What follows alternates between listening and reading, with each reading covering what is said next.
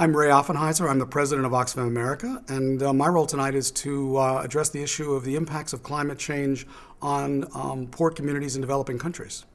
and speak particularly about the question of adaptation and the need for financing for adaptation as part of the climate change bill and part of the climate change negotiations.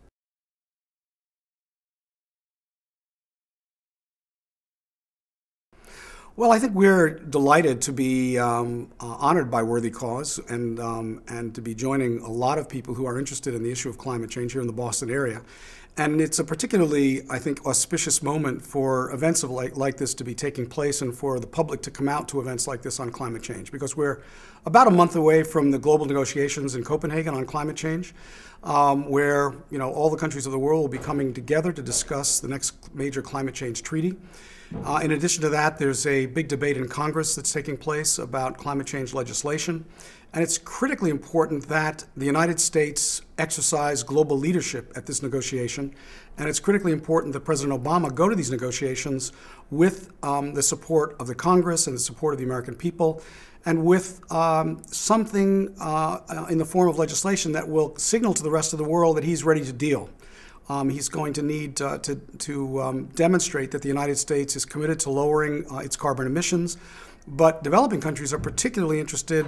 in seeing if the United States is also going to be willing to finance some of the adaptation costs that are going to be needed to finance some of the adjustments that are going to be required in many of the developing countries of the world that are currently already being impacted by climate change effects.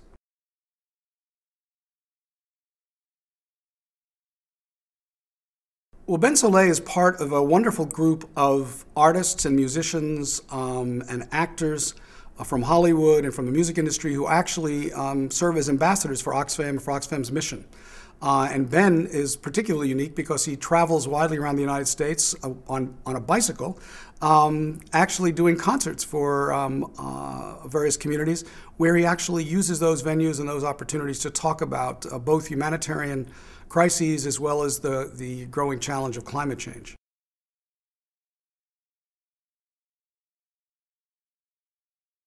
I think what we've seen over the last 10 years or so is a growing awareness within the arts community of the power of their voice to convene communities and actually educate them about a variety of issues. In the case of Coldplay, Oxfam's worked with Coldplay pretty much over the last 8 to 10 years, largely or initially on international trade issues and trade justice and the need for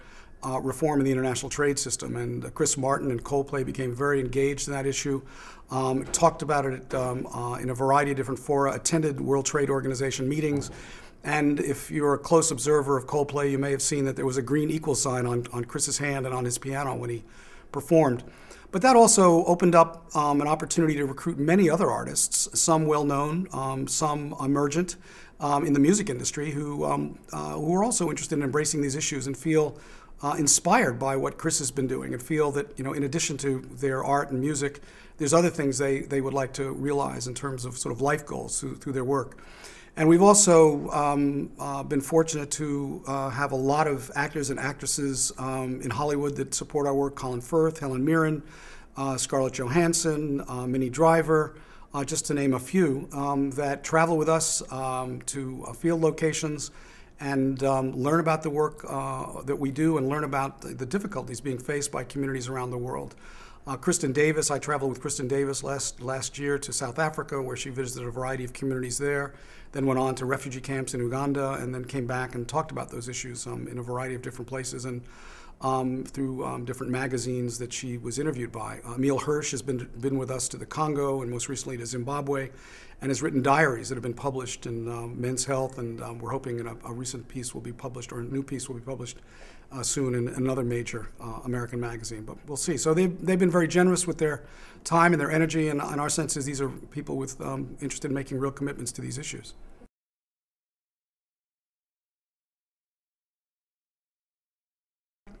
Well, I think the easiest way to find out about Oxfam is to go to our website at www.oxfamamerica.org. There's all variety of issues there that might interest people. We're working on climate change, which is I suppose you might say, our signature campaign right now that that we're focused on because of the importance of it on a global stage. But we're also working on the reform of the United States foreign aid system, which is also under review right now, and there's legislation that's being proposed in Congress to reform our aid system that hasn't undergone a major reform since 1961. We work on extractive industries issues and the whole issue of transparency in the oil, gas, and mining industry and how that